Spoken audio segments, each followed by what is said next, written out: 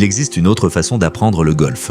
Pas une méthode de plus, une inversion. La plupart des approches vous demandent de modifier votre swing de façon consciente. On corrige une position, puis une autre, on empile les consignes. Et le jour du parcours, plus rien. Ici, on ne cherche pas à corriger le geste. Elle cherche la cause de la compensation. Parce qu'un geste raté n'est presque jamais une faute isolée. C'est le symptôme visible d'un blocage situé ailleurs. Dans le corps, dans les croyances, dans les émotions. Lionel Bérard l'a construite après une carrière sportive dans plusieurs disciplines, puis des années d'études de la biomécanique et de la neurophysiologie du geste sportif. Son constat est simple, la performance n'est pas une addition de positions correctes, c'est un système. Des perceptions, des croyances, des actions physiques, des émotions, des intentions qui interagissent en permanence. Le swing n'est que la partie visible de ce système. Chacun de nous bouge, ressent et pense selon ses propres préférences. Le but de la méthode n'est donc pas de vous faire ressembler à un modèle, il est de vous faire progresser dans vos propres registres. C'est le point de départ de tout. Les techniques les plus simples sont les plus efficaces parce qu'elles sont comprises et parce qu'elles restent disponibles dans toutes les situations. La progression se déroule en 3 étapes. D'abord, comprendre l'action et se débarrasser de tout ce qui est inutile dans nos pensées et dans notre conception du geste. Comprendre la chaîne, déconstruire les croyances, identifier son erreur dominante et réinstaller le démarrage par le travail à vide. C'est le mouvement rythmique primaire. Ensuite, en deuxième étape, c'est le mécanisme de reprogrammation, c'est reconstruire la sensibilité profonde du corps et créer ses repères personnels. Chaque joueur identifie ses propres clés dans chaque compartiment de jeu. Un repère visuel, un repère kinesthésique, un dialogue interne, une émotion associée à la réussite. 2 ou 3 repères fondamentaux stables que l'on retrouve du putting au plein swing, plus un focus d'adaptation propre à la situation de jeu. Enfin, le mental et rituel de préparation, rendre tout cela disponible sur le parcours, sous pression. Cette 3e étape stabilise sous enjeu. La routine, construite à partir de ces repères, testée sur le parcours, vérifiée jusqu'à ce qu'elle tienne quand le score apparaît. 3 étapes, un seul fil conducteur, retrouver un fonctionnement naturel plutôt que corriger sans fin des effets visibles. Il y a 2 phases dans un coup de golf et elles n'appartiennent pas au même monde. Sur le parcours, vous êtes ingénieur avant le coup. Le club, la cible, le vent, la trajectoire, votre organisation, vous décidez, c'est le temps de la tête. Pendant, les calculs sont clos, vous ne pilotez plus, vous ressentez, c'est le temps du corps. Vouloir faire les 2 en même temps est impossible. Un swing dure moins d'1 seconde, la pensée arrivera toujours en retard sur le geste. Pendant nos séances, nous ne vous apprendrons pas un swing. Nous vous débarrasserons de ce qui empêche le vôtre de sortir. Nous ne corrigeons pas ce que nous voyons, nous cherchons ce que le corps a été obligé de contourner. Nous ne jugeons pas au ressenti, parce que le ressenti est étalonné sur l'habitude. Nous écoutons le son du geste qui ne ment jamais. Nous ne commandons pas le retour parce qu'il dure moins d'1 seconde. Nous organisons le départ. Nous n'imposons pas une clé. Nous la faisons émerger. Et nous gardons toujours le même ordre. D'abord l'équilibre, puis la chaîne automatique, puis la vitesse, et seulement ensuite le résultat. Car le golf, plus que n'importe quel autre sport, est révélateur de notre façon d'être. On y joue comme on vit, avec ses doutes, ses impatiences, son besoin de tout maîtriser. C'est pour cela qu'on ne progresse pas en corrigeant un geste. On progresse en comprenant ce qui l'organise. Le joueur ne joue pas son swing. Il joue l'état dans lequel il se trouve au moment de jouer. Votre meilleur swing est déjà en vous. Il n'attend pas d'être fabriqué, il attend d'être autorisé. Lionel Bérard.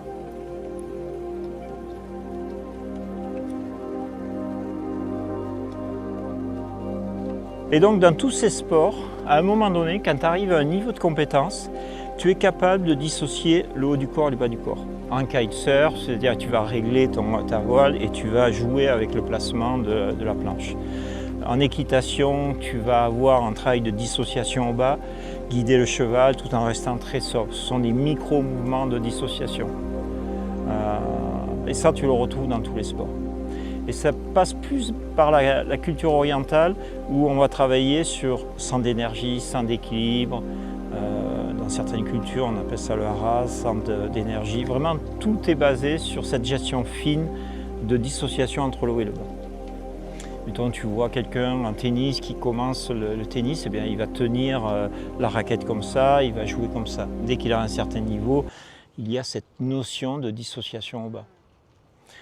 Moi, j'avais des élèves en ski, il fallait que je les fasse passer d'une semaine de ski dès le premier jour où ils n'avaient jamais skié, d'une position de chasse-neige où ils faisaient de la syncynésie avec les coudes, ils tournaient le monobloc, et à la fin de la semaine, il fallait qu'ils puissent dissocier le haut du bas. Et donc le golf n'y échappe pas.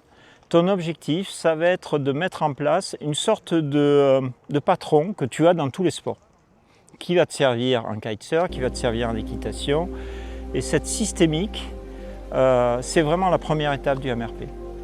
Dans le mouvement rythmique primaire, on revient au fonctionnel, c'est quand je fais ça, il n'y a aucun muscle sur les épaules qui me permet de faire ça. Les seuls muscles qui me permettent de faire ça sont autour de la ceinture abdominale, oblique, transverse. Ensuite, ça s'associe sur des chaînes musculaires, grand dorsal. Et cette action, tu vas le retrouver, cette action, dans tous les compartiments de jeu. Ce programme moteur, il va initier tous les gestes. On le travaillait hier avec Michael et tu vois, si je prends représentatif ce que j'ai dans le sac, si je prends le driver, un fer intermédiaire et le putter, on a à peu près un maximum de 14 clubs dans le sac, mais le mouvement que je suis en train de faire ici des épaules autour de l'axe de la colonne vertébrale, dissocié du bassin, c'est à la fois le mouvement de démarrage et mouvement complet du putting, mouvement de démarrage, si tu veux, avec les fers, mais aussi avec le driver. Donc quand tu vas être sur le parcours, tu vas te rassurer avec cette commande qui va partir toujours de ces groupes musculaires. Et ça, c'est intéressant parce que du coup, tu vas avoir une sorte d'autoroute de connexion qui te dit, je suis dans une situation sur le parcours, je démarre toujours avec ce ressenti. Alors certains vont avoir, on en parlait hier, c'est plus, j'ai une épaule droite dominante, donc c'est plus, allez, amène ton épaule ici. Pour d'autres, ça sera, amène ton épaule gauche. Il va y avoir autant de repères que de joueurs. Ça, c'est vraiment, il va falloir t'approprier ce programme moteur avec tes propres ressources. Tu vas créer un modèle pour toi, fait par toi, mais qui va être valable pour tous les compartiments de jeu. Donc, et on va l'appliquer, peut-être dès aujourd'hui, on verra, sur le parcours.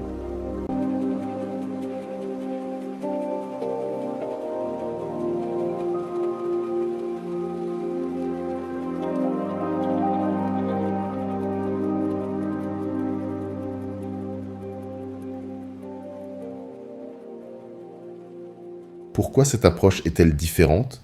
Parce qu'elle part d'une réalité fondamentale. Notre conscience ne peut pas contrôler un mouvement aussi rapide et aussi complexe que le swing de golf. À chaque seconde, nos systèmes sensoriels reçoivent une quantité considérable d'informations. La vision analyse la cible, les distances et l'environnement. Les pieds perçoivent les pressions exercées dans le sol. Les muscles et les articulations renseignent le cerveau sur la position du corps. L'oreille interne participe à l'équilibre. La respiration, le rythme cardiaque et les émotions influencent également notre état physique. Pourtant, notre pensée consciente ne peut utiliser qu'une infime partie de toutes ces informations. Les recherches récentes estiment que nos systèmes sensoriels peuvent recevoir près d'1 milliard de bits par seconde, tandis que notre pensée consciente et nos décisions se situeraient autour de 10 bits par seconde. Cela signifie que notre conscience possède une capacité extrêmement limitée. Elle peut sélectionner une information, définir une intention et prendre une décision. Mais elle ne peut pas contrôler simultanément chaque muscle, chaque articulation et chaque étape du mouvement. C'est précisément là que se situe l'une des grandes erreurs de l'enseignement traditionnel du golf. Le joueur reçoit souvent une accumulation de consignes. Garde la tête sur la balle, tourne les épaules, bloque les hanches, monte les bras, maintiens le coude, contrôle les poignets, transfère ton poids, reviens par l'intérieur et termine ton geste. Toutes ces informations peuvent avoir une signification lorsqu'elles sont isolées et replacées dans un contexte précis. Mais elles deviennent impossibles à gérer lorsqu'on demande au joueur d'y penser pendant son swing. Entre le sommet du backswing et l'impact, le mouvement se déroule en quelques fractions de secondes. Comment la conscience pourrait-elle contrôler tout cela ? Elle ne le peut pas. Lorsqu'un joueur essaie malgré tout de diriger chaque partie de son swing, il surcharge son attention, il perd son rythme, il crée des tensions. Il bloque sa respiration et il perturbe les automatismes que son corps avait commencé à construire. Il ne joue plus. Il essaie de...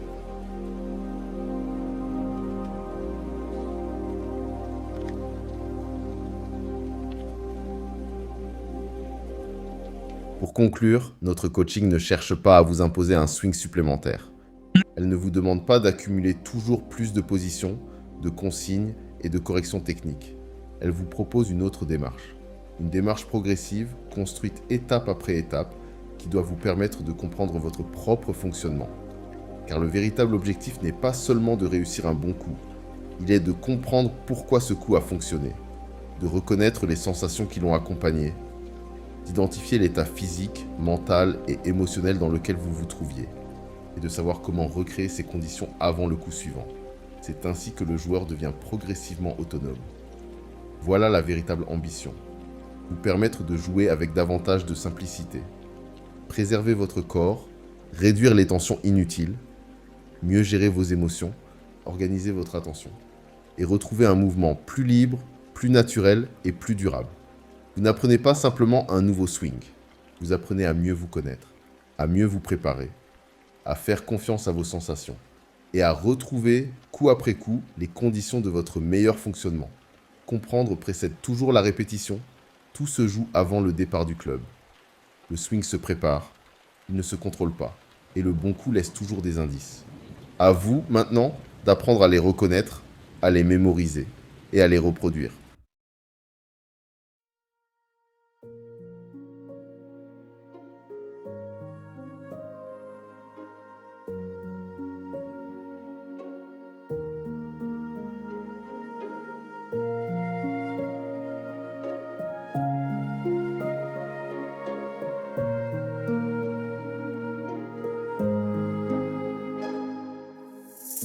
Sunrise paints the leaves in gold, brand new story to unfold in the heart of green and blue. Every day is fresh and new, we are brave and we are strong.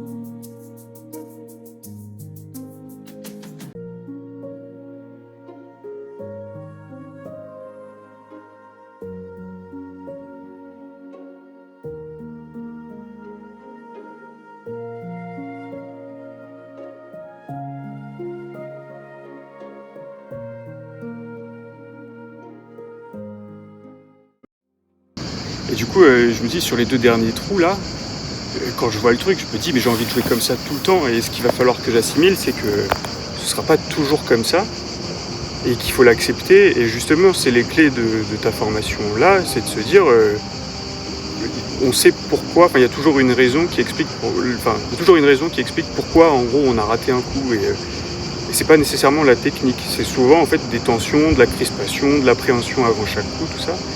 Et en fait, le fait d'avoir mis des mots dessus, je pense que c'est plus facile du coup après d'être en compétition par exemple et de rater un coup et de se dire ok, non mais là je sais pourquoi j'ai raté. C'est pas une histoire de j'ai fermé les mains ou mon swing il était trop inter-externe machin. C'est qu'une question de relâchement. C'est-à-dire qu'il y avait un obstacle, le lie était pas bon, j'ai eu cette espèce d'idée néfaste machin qui a perturbé tout mon swing, qui m'a crispé et du coup crispation. Le fait de se filmer là pendant 3 jours aussi c'est génial parce que la première heure, en fait, c'était une phase de recherche dans le sens où j'essaye d'assimiler l'information, j'essaye de transposer par rapport à ce qu'on m'a appris auparavant, d'essayer de voir, d'identifier. Donc il y a cette phase un peu qu'on essaye d'asseoir et en fin de compte, le moment où il y a eu les premières balles qui sont sorties, je me souviens les premières, elles étaient un peu à gauche.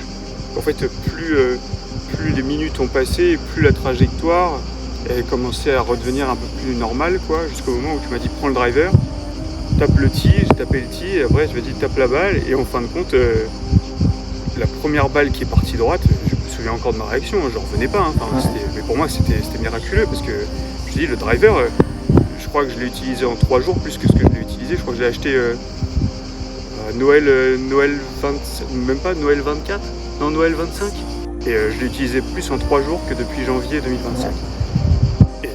Non, c'est fabuleux. Jamais de la vie, j'aurais été capable tout seul sur un 18 trous de sortir mon driver comme j'ai sorti même le départ super étroit là, je sais plus lequel c'était. Ça, avant le cours, jamais j'aurais pris mon driver. J'aurais pris l'hybride éventuellement. Et puis bon, Ce que j'ai bien aimé aussi, c'est encore une fois, je suis très dans la répétition, j'aime répéter les choses et le fait que quasi à chaque trou, tu me dis c'était quoi ta clé de swing, c'était quoi le truc qui t'a ramené. En fait, au début, je me suis dit, putain, c'est barbant, faut que je me répète, machin, et en fin de compte, c'est un peu toujours la même chose. Mais en fin de compte, ça permet de se le rentrer dans le crâne, quoi, et après ça devient une espèce d'automatisme. Et je me suis surpris moi-même, sans que tu me le demandes à la fin du truc, je me suis dit ouais c'est vrai que là j'ai fait ça comme ça, et puis là c'est vrai que j'ai pensé à ce truc-là, enfin, et en fait ça rentre. Et je pense que c'est un truc qu'il faut. Ce qui a été génial aussi, c'est la chance qu'on a eue là, enfin, pour ce parcours-là.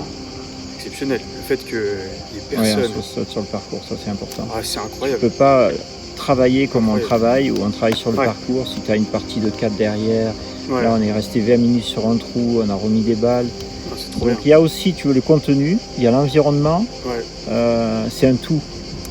Ça, Donc- ça, c'est ce que je reproche aussi un peu au cours de manière générale.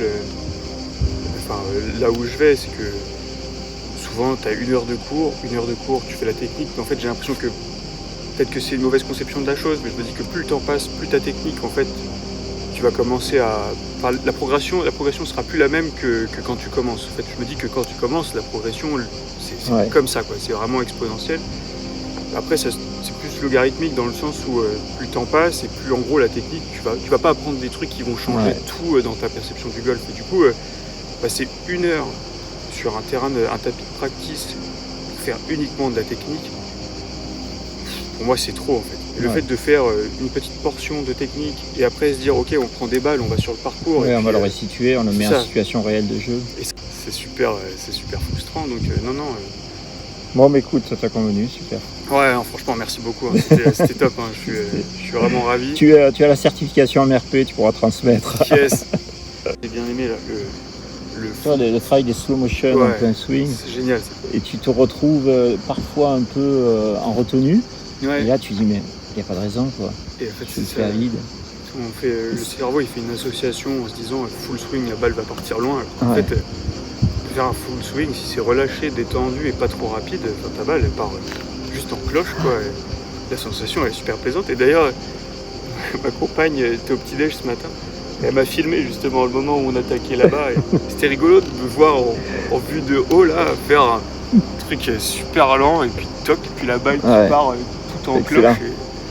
Et du coup, non, c'est cool. C'est cool. Non, super formation. Je Bon. recommanderais. Super, bah, écoute, merci. Je garderai ces images. Ouais, avec plaisir.